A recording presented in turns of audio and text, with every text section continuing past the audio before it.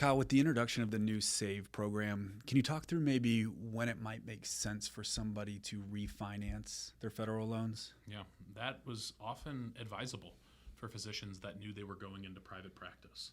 There are programs out there and refinance companies that allow residents and fellows to refinance their loans, pay $100 per month while they're in training, and then start paying back the loans a little bit more aggressively once they enter practice. Now, that payment is oftentimes lower than what it would be if we were in an income-driven repayment plan with the federal government. But now with the introduction of SAVE, it's rarely recommended. The second that we refinance our loans, we're no longer eligible for public service loan forgiveness.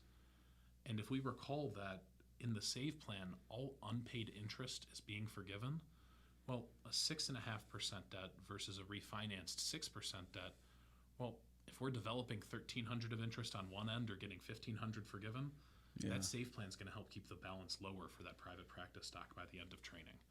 And so if someone has an institutional loan or a private loan, a lot of times it can make sense to refinance. For a lot of our physicians that trained on the East Coast, they have those institutional loans. It's dependent upon what your monthly payment is, what the interest rate is, and whether or not potentially decreasing that payment is worth a potential increase in interest rate. And so the majority of cases, it is not appropriate for residents and fellows to refinance federal loans while in training. For private institutional loans, it could definitely make sense.